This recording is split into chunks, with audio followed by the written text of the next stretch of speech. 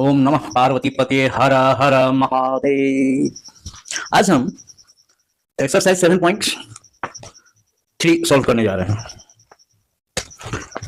Exercise 7.3, इसमें पहला question है triangle ABC and DBC are two isosceles triangle ABC and DBC. ठीक है, on the same base BC and vertices A and D are on the same side of BC. If AD is extended to intersect BC at P, so that triangle ABD is congruent to triangle ACD। ऐसे ही करके ये चार part दिया है question में, देख लीजिए। सबसे पहले आप फिगर ड्रॉ कर लीजिए।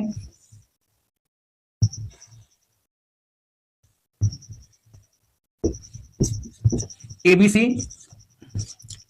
DBC, ये पॉइंट P है। पहला है ABD is congruent to ACD। तो पहला के देखिए, जिसमें आपका क्या है, जो ए बी ए सी के बराबर है और बी डी डी सी के बराबर है। ये क्वेश्चन कह रहा है जो सेम बेस पर है दो आइसोसेलेस ट्रायंगल, एक एबीसी है तो उसमें ए बी ए सी के बराबर और बी डी आपका डी सी के बराबर है। तो पहला देखिए, in triangle A B D and triangle A C D, इसमें हम क्या देख रहे हैं, जो A B equal to A C ये आपका गिवन है, B D equal to D C ये भी आपका गिवन है, और AD इक्वल टू AD ये आपका कॉमन है। ये जो AD है ABD में भी है और ACD में भी है। तो आप कह सकते हैं बाय SAS, बाय SSS, तीनों साइड है बराबर, तो बाय SSS तीनों साइड इक्वल है, तो by SSS triangle ABD is congruent to triangle ACD। ठीक है, और जब इसके बाद है एबीपी और एसीपी, दूसरा एबीपी और एसीपी। तो इसमें देखिए, तो यहां पर एक डाटा और फाइंड आउट कर लेते हैं। जो एबीडी है और आपका एसीडी है, तो बाय सीपीसीटी आप कह सकते हैं angle B A D equal to angle C A D, और it implies that angle B A P equal to angle C A P. ये डबल क्लिक वाला साइड था, तो डबल क्लिक के सामने वाला एंगल ए आता है, दैट इज बीएडी, और यहां पर सीएडी आता है। तो इसे आप कह सकते हैं जो, और इसको आप फर्स्ट इक्वेशन ले लीजिए। अब आइए दूसरा में, कहता है triangle ABP is congruent to triangle A C P. तो इन triangle A B P and triangle A C P आप क्या देख रहे हैं, एबीपी, तो AB इक्वल टू AC ये आपका गिवन है, angle BAP equal to angle CAP, अभी हमने CPCT से लिया है बाय CPCT, और AP इक्वल टू AP ये आपका कॉमन है। AP इसके लिए भी है, ABP में भी है, और हमारा ACP में भी है। तो इसीलिए हम कह सकते हैं जो साइड एंगल साइड, तो बाय SAS हम क्या कर सकते हैं, जो triangle ABP is congruent to triangle ACP. अब कहते हैं AP bisects angle A as well as angle D. तो इसके लिए हम क्या करते हैं, तो ठीक है, हाँ इसको भी कर देते हैं। अगर ये दोनों ट्रायंगल को कॉन्ग्रुएंट कर दें, तो एक चीज है ही और दूसरा भी है। चलिए देखिए, अब देखिए तीसरा के लिए हम एक चीज पहले फाइंड आउट करते हैं। A B equal to A C है हमारा, it implies that A B का सामने का angle C equal to angle B. ठीक है, और ये जो एबीडी वाला में था, एक तो ये निकाले थे, और दूसरा यहां पर सीपीसीटी एक और निकाल लेते हैं, जो एडी के सामने का angle that is angle ABD, and angle ABD इसको यहीं पर लिख देते हैं, रुक जाइए, क्योंकि triangle A B D is congruent to triangle ACD, इससे इंप्लाइज ये दोनों ट्रायंगल जो कॉन्ग्रुएंट है, तो आपका ये एंगल जो है आपके इस एंगल के बराबर हो जाएगा। तो इसमें आप कह सकते हैं जो angle ABD is equal to angle ACD. अब इसको सेकंड ले लेते हैं, इसको थर्ड ले लेते हैं, बाय 2 - 3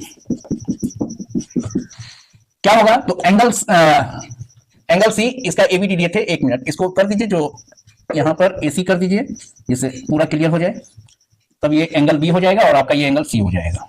ठीक है, AC equal to AB, AB equal to AC, उससे कोई फर्क नहीं पड़ता, ये हम इसको एंगल B में से ABD को घटाएंगे तो ये जो हम सब्ट्रैक्ट करेंगे, इसीलिए उसी हिसाब से हमने इसको लिखा है।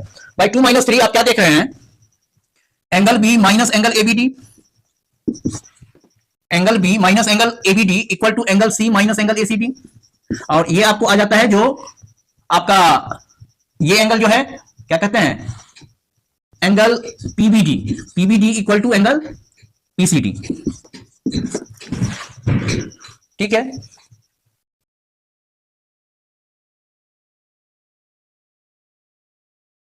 इससे कहां आया,